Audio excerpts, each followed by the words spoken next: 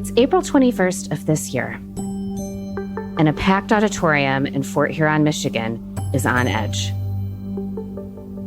In the middle of the stage are two young women taking deep breaths and trying not to panic. They look around, nervous. They clutch hands, trying to support each other. One of them, Second Lieutenant Alma Cooper, West Point graduate, has been waiting for this moment her entire life. The judges have made their decision. One of these two will be Miss Michigan USA 2024. And if for any reason the Miss Michigan Since her USA childhood days, Alma had wanted to compete in the Miss Michigan pageant. It was something that brought her and her mother together over the years. And in a moment, she will find out if she will be triumphant. Most people would consider this the most nerve-wracking moment of their lives, but not Alma.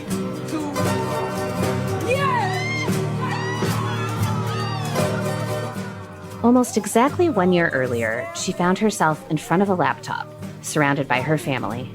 She was about to graduate from West Point with honors and a bachelor's degree in mathematical science, and had one goal after that, to get into Stanford's elite data science program. She had spent months preparing her application and was about to find out if she had been accepted. She nervously laughed as her father filmed the moment on his camera. She danced and then clicked on the email. In the center of the screen was a single, large word. Yes, she had been accepted. She and her family celebrated together, soaking in the moment.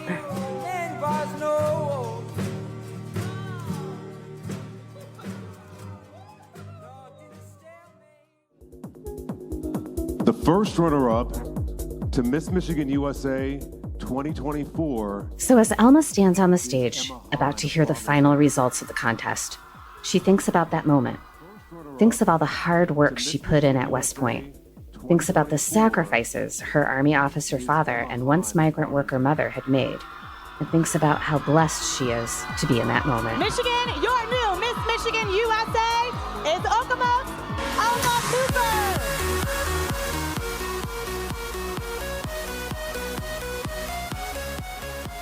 The crowd goes wild. The tiara is put in place on Alma's head and the sash over her shoulder. Her face full of tears, Alma takes her walk on stage, overjoyed that another life's dream has been accomplished. She points to her mother and mouths, "I love you." She waves and is proud that she's not only representing her family, her town, and the U.S. Army, but also every young person that has ever had a dream. Second Lieutenant Alma Cooper is a shining example of the next generation of Army and national leaders. The only female from her mathematical science class at West Point, she is now doing groundbreaking research at Stanford in health and body mass index standards that could change Army recruitment policies. And she also takes the time to represent a life of service on stage at pageants. In today's episode, our hosts sit down with Alma to discuss her time at West Point, how a self-described math nerd can make it to Stanford, and what exactly happens backstage at a national contest like Miss USA. I'm Carrie Varuhaikis, and this is Army Matters.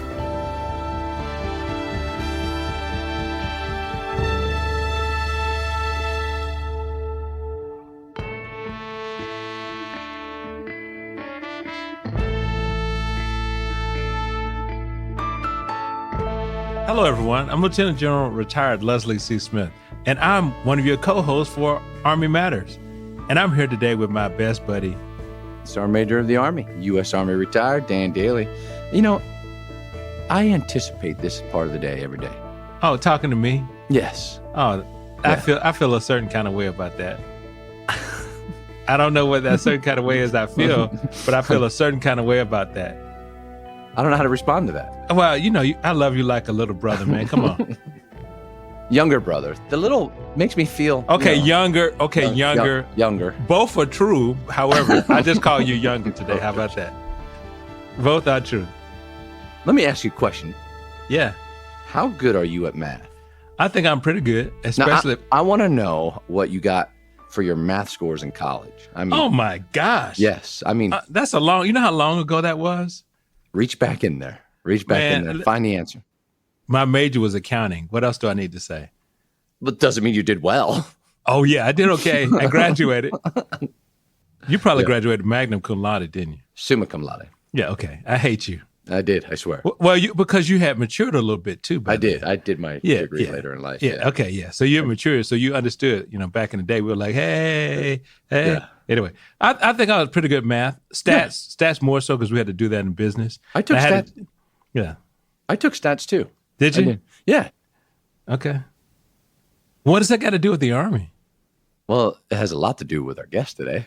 Okay. So she's a soldier, right? A soldier, yes. Soldier, an officer, Yes. a recent graduate of West Point, That means she's smart. a recipient of a really wicked smart scholarship, Yeah. and she's going to a really prestigious university to study math. Right? And Yes. she's Miss Michigan. Miss Michigan. And we're going to talk about that and more. That's right. Hey, Alma Cooper, Second Lieutenant, United States Army, who's representing Michigan, but also the Army at the Miss USA Talent Pageant. Welcome to Army Matters. Thank you so much. I'm so happy to be here. It's such a surreal experience for sure. Surreal. Is that really? Have you ever listened to Army Matters before? I have Okay. at West Point. Really? I think it might have been brought up by an instructor. Nice. Les, did you hear that? They're actually using our podcast to teach at West Point. We made it. We made it. We really made it. Okay, so good. So, Alma, let's start off with the question that combines three things that you like: West Point, statistics, and the Miss USA pageant. If you were to study those pageants over the past few years, what do you think the most interesting data point would be? Yes, I would say the background of the women who are competing. I remember watching Miss USA like it was the Super Bowl when I was younger. I mean, my mother would always make sure that we knew when it was going to be on TV and we would all watch together. But I was always very fascinated and inspired by the women who were competing and their backgrounds and their stories, specifically the roles in which they held, whether it be in the medical field or pursuing higher education or uplifting within their own nonprofits.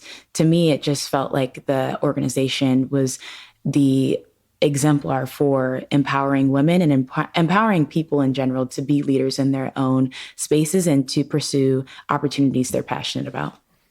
So, Alma, we're going back to stats. Stanford and Miss USA. But before that, your father, Major Stacy Cooper. He served in the Army for 24 years. Can you tell us a bit more about him, please?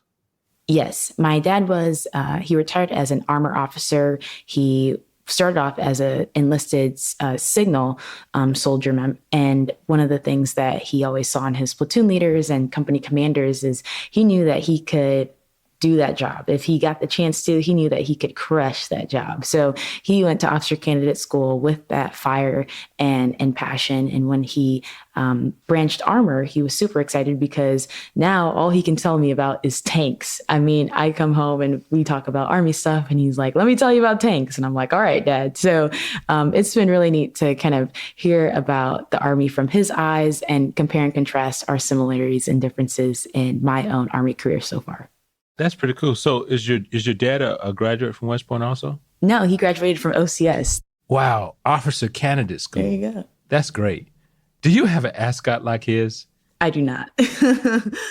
Now, what other lessons did your father teach you that you learned from him being an officer? I remember when I was probably about, I don't know, maybe 9 or 10, I had gone to his change of command ceremony and he was talking to the soldiers. And I loved how the way soldiers looked at my dad. I mean, they just looked at him with admiration. And I mean, I didn't even really understand his profession at the time, but I knew that to have, that formation huddle around him and for him to be standing in the middle and, hyping everybody up and giving his speech. And one of the last things he said was, don't forget nothing.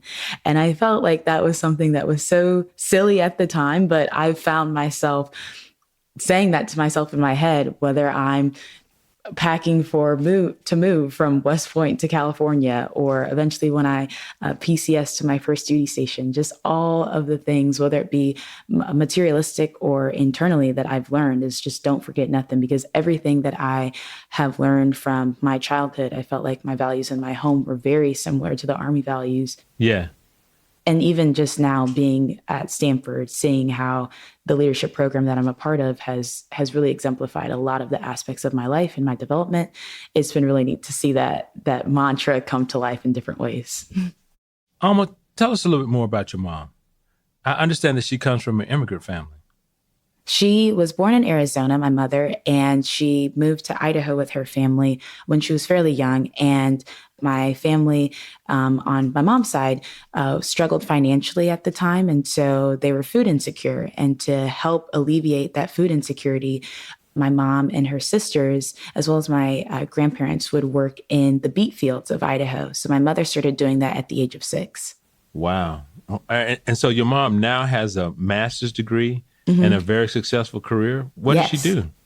So my mother is a rock star. She's my inspiration. She works for the state of Michigan and is very passionate about financial literacy and being a voice for vulnerable communities, whether they are the elderly population or looking towards individuals with special needs. My sister has special needs, so the work that she does is rooted in a lot of what our family experiences in making sure that individuals with special needs are set up financially and are taken care of within the government and administrative work. Oh, that's pretty cool.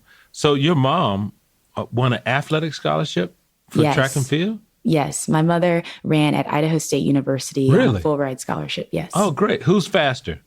My mom. Really? Okay. Yes. What did she run? Do you remember? Well, did she tell you what she ran? She ran the 800, and sometimes they would throw her in the mile. And she was an All-American in the 800. And yeah, I mean, I remember when I was in high school and I ran track, even now, especially while I was at West Point, we would go to the track and I would say, Mom, just put me through a workout. And we would go to the track in the summer, 80, 90 degrees in Michigan, no clouds in the sky, and just grind out, repeat 800s or 400-meter repeats. But she's just got that eye for speed and talent. And she coached when she was younger. She was a cross-country coach, and she led a team to the state championship. And it's been so neat to hear their stories, the athletes she coached, of how my mother inspired them or gave them a second chance from where maybe they came from and where they are now, and how track influenced them. Now, speaking of inspiration, you described yourself as a math nerd. But I understand that what inspired this love of math and stats were the Duke Blue Devils. Can you share the story behind that? So when I was in the 4th grade, my teacher gave us the opportunity to basically pick a team in March Madness who was going to win the whole thing. And if you were to pick that one team correctly, that one student would get a candy bar. And I was like, oh my gosh, this is sweet. So I turned to my friends, and I hadn't really followed college basketball that well. Someone had mentioned Duke, and my last name came before theirs. So I picked Duke before they could. And when I started to really think about it, that we were just picking the final winner, I thought, we all pretty much have a fairly equal chance of picking. But then I thought, what if you were to have to pick every single team correctly throughout the bracket, starting from the first game? And when I started to think of kind of the statistical significance of actually getting every game correct, I kind of went through this rabbit hole of reading articles and watching crash course videos on YouTube about how rare that actually is and how rare that actually could be. And that is kind of what started my deep dive into math and really the appreciation for statistics and what you can do when telling stories through numbers. So hold on now. This is at the 4th grade? Yes. Les, did you even know what stats was in the 4th grade? Yes, I did. I'm from the city, not from Pennsylvania. Thank you, sir. Alma, can you tell us about another pivotal moment in your life, which was the summer of the leaders experience you participated in at West Point when you were 16?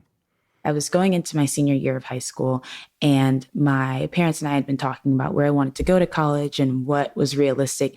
And my mother was talking about West Point, and I was like, I've never heard of West Point. And she had said, oh, well, they have this summer camp. It's about a week long. It's called the Summer Leaders Experience. And you would really get the chance to see if it's a good fit for you. And so we had gone online and we had watched a YouTube video about West Point. And it was basically a 3-minute video of cadet summer training for all 4 classes.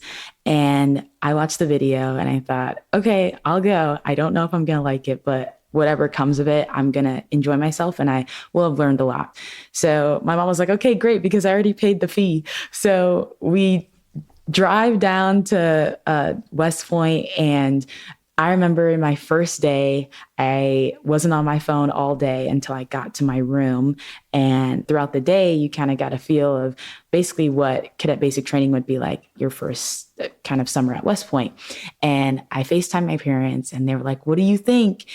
And I was like, I love it. And so throughout the whole week, I just went through with bright-eyed, bushy tail, just wanting to learn and soak up as much as I could, because I knew that this place was going to challenge me both academically and develop my character. And I felt like the woman that I would come out of West Point as would be better for it. I mean, I watched my father dedicate 24 years of service to the United States Army, and I saw him as just an exemplar of leadership and service. And I felt that if I could even just gain an ounce of the knowledge that he had, that I would be better for it. Can you share with us your most memorable experience at West Point? I would say, I was talking to my friends about this at Stanford. They couldn't believe that this was an actual class, but I was telling them about my time in survival swim at West Point and how there was one survival gate that I think is survival gate 2. And I was determined to get 100% on the survival gate. I struggled in the class, but I always maxed out the points when I could. And I knew that even though I was struggling at this test initially, that there was definitely a way for me to practice enough to get 100%. And so I had taken this survival gate 8 times to get a 40 out of 40. And I remember going in on Saturday mornings to Arvin Gym and going to the pool with my ACUs and my boots and jumping into the pool and practicing over and over for hours. And I felt like when I finally took that test on the last day, I was able to retake the test for the 8th time and getting that 100%, and the whole class cheering for me because they knew how important it was that I finally overcame this obstacle. That was really neat. It was really challenging, but it was a very neat experience. Wow, this is awesome. Yeah, so let's talk about math in Stanford and your thoughts on service. So tell us about the documentary Super Size Me. Yes. And how it got you interested in the subject of obesity in the United States. Of course. So I remember I was in middle school and we had the opportunity in my home ec class to watch Super Size Me. And I was initially so thrown off by the idea of anybody eating 30 days willingly McDonald's. I mean, that just sounds like a stomach ache. But as we watched the show and we got to learn about the health complications and the negative effects on Morgan Spurlock's body that he went through when he was going through this documentary and kind of videotaping his journey with this series, I thought to myself, what about the people who have no choice financially but to eat foods like McDonald's, like Burger King, or foods that are only available within food deserts, which oftentimes are not healthy and fresh produce, like maybe I have in the communities that I've lived in. And that really kind of turned the table of how I thought about food and how I thought about nutrition, not only within my own lineage and my own background, but then across the country and really the world.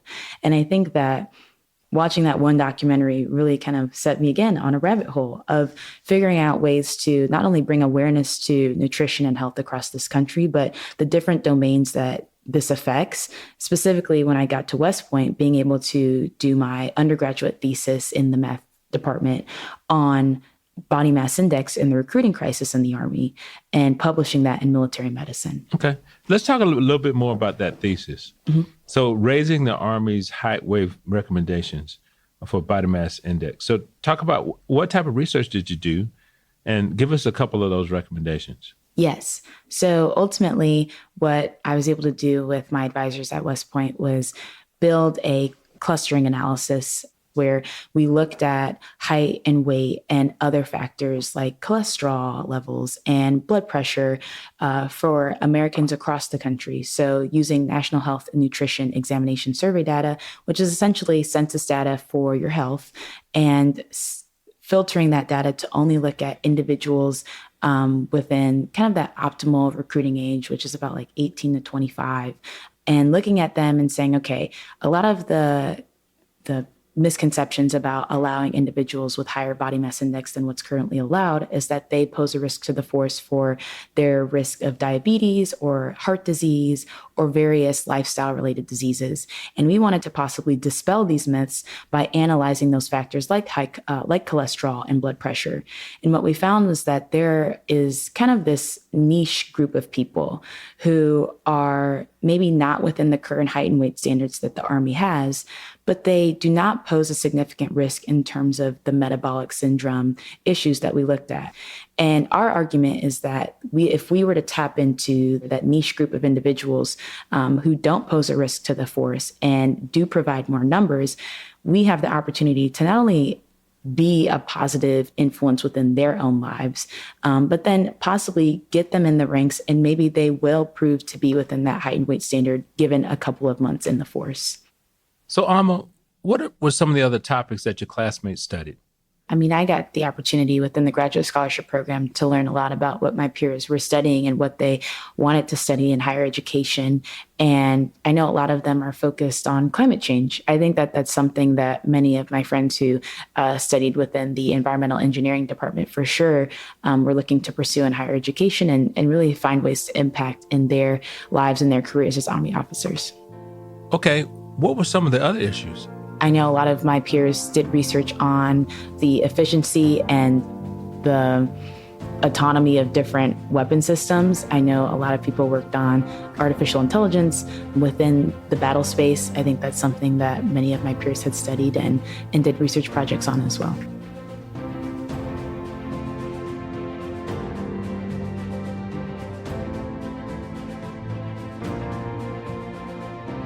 Did you know, as a member of AUSA, you have access to many benefits?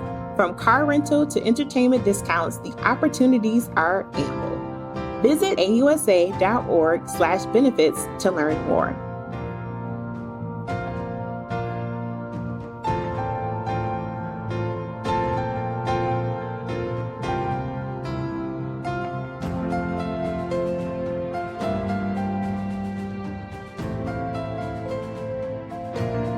Welcome back to Army Matters.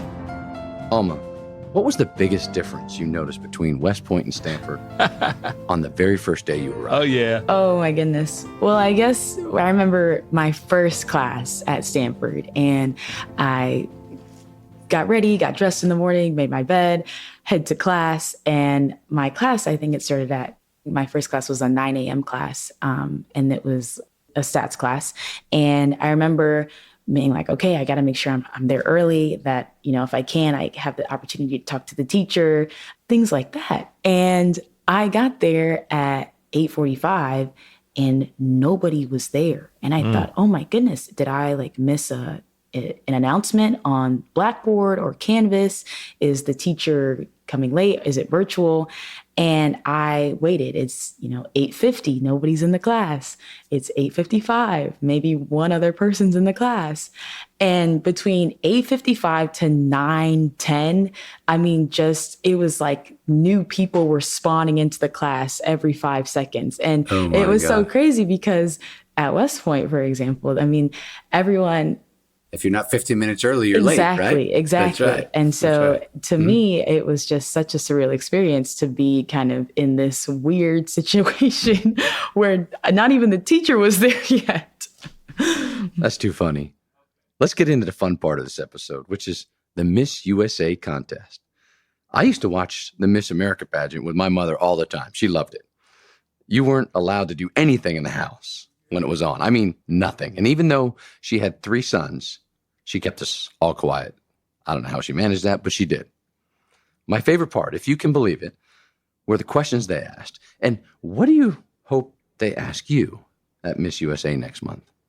I can only hope that I get the opportunity to talk about my time at West Point and the people that I've met and who have influenced me. I know my mentor, Colonel Coxon, has played a huge role in just how I've believed in myself and my ability to strive after goals and opportunities that to me may seem out of reach, but she's always reminded me to, stay true to myself and pursue them with a heart full of gratitude. And I think that I can only hope that I have the opportunity to share things like my time at West Point and the opportunity to even be at Stanford through the Knight-Hennessy Scholarship.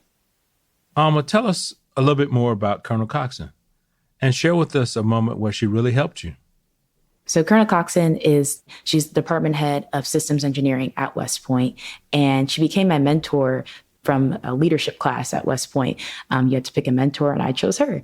And that's kind of how this all started. But one of the most crucial times I think that she influenced myself and really the course of my life was I didn't get an interview for the Rhodes Scholarship, and I was crushed. That was like my dream scholarship when I was growing up. And even when I had stepped foot on West Point, I knew that's something I wanted a shot at. And not getting an interview was pretty soul crushing. But one of the things that she had said, because I still had the Knight-Hennessy Scholarship to apply to, was that, don't count yourself out. This is an incredible opportunity, and one no doesn't mean, 10 no's.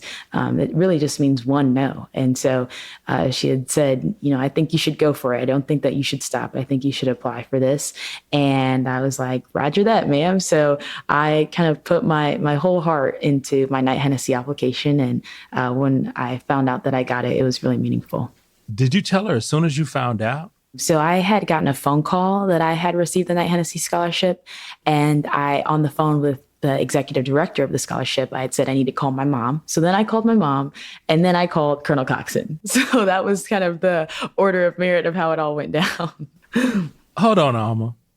You mean you called Colonel Coxon before you called your father?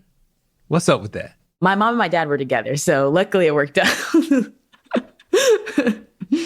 Alma, can you tell us a little bit about the journey you took to become Miss Michigan? Yes. So to get to Miss Michigan, the competition was at the end of April, and I decided to compete in the end of January. So I really didn't have too much time.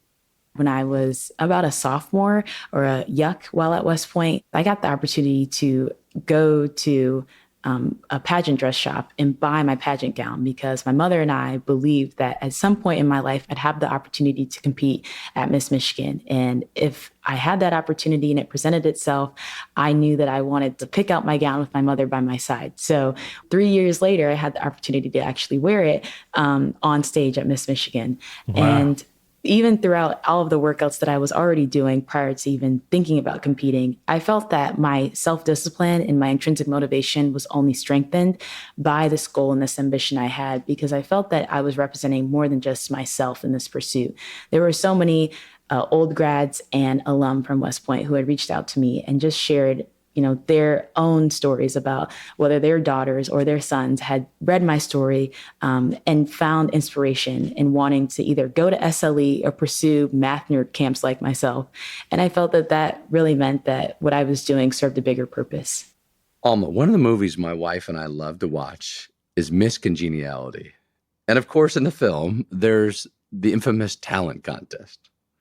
Now, did you have to do a talent contest for Miss Michigan, and will you have to do one for Miss USA? Yeah, so in the Miss America system, there is a talent portion. In the Miss USA system, there's not a talent portion. And because I cannot sing or dance, I am in the Miss USA system and will not be performing a talent.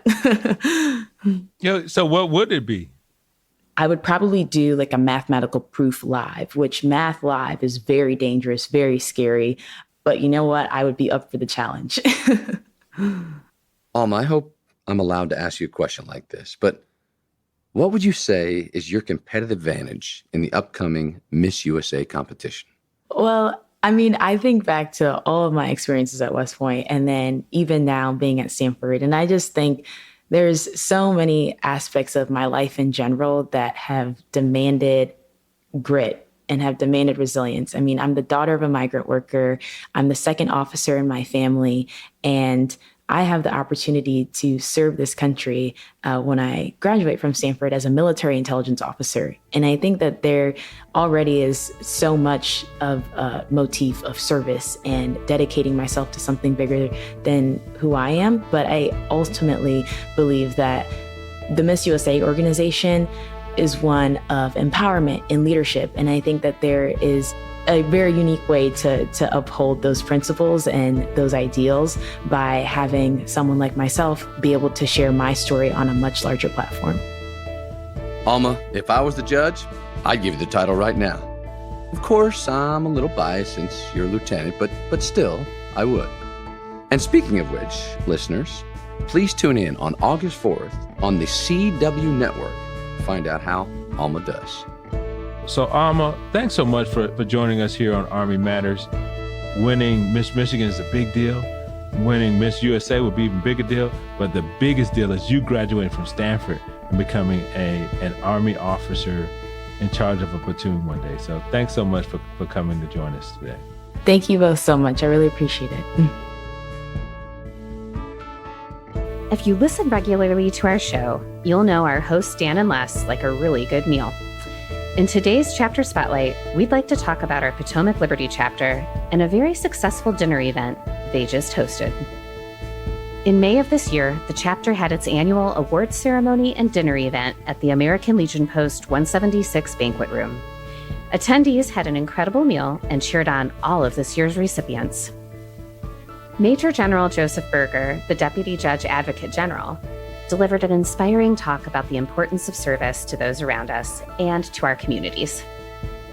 And attendees also wished a happy birthday to a very important institution, the United States Army. Congrats to the organizers of the event, including Jamie, Kevin, Gordon, Ryan, Nathan, and Kim. If you or your chapter would like to be profiled on the show, please email us at podcast@ausa.org. Hooah! To all our listeners, thanks for joining us. Army Matters is brought to you by the Association of the United States Army, the U.S. Army's professional association, member-supported, Army-connected. Visit us at ausa.org for more information or to become a member. Your membership helps AUSA continue to carry out its mission, educate, inform, and connect with the total Army, our industry partners, and supporters of a strong national defense. Today's episode was hosted by Lieutenant General Retired Les Smith and SMA Retired Dan Dailey, and anchor hosted by Carrie Barrow-Heckes. Anthony Del Call is the producer and writer, and Andy Bosnack is the supervising sound editor. Ellen Toner is the content editor. Unzinga Curry is the executive producer, and the senior producers are Carrie Barrow-Heckes and LaSharon Duncan. Be sure to subscribe to Army Matters wherever you get your podcasts, and please leave a review. As you know, we love seeing stars in the Army, especially if it comes in the form of a 5-star review. AUSA's Army Matters podcast can also be heard on Reach Across America Radio on Monday at 8 p.m. Eastern, on the iHeartRadio app, the Odyssey app, and the TuneIn app with the search of the word Reef. AUSA's Army Matters podcast primary purpose is to entertain. The podcast does not constitute advice or services. While guests are invited to listen, listeners, please note that you're not being provided professional advice from the podcast or the guest. The views and opinions of our guests do not necessarily reflect the views of AUSA. For questions or to provide topic recommendations, email us at podcast@ausa.org. I'm LaSharon Duncan. Hope you have a great Army Day. Hooah!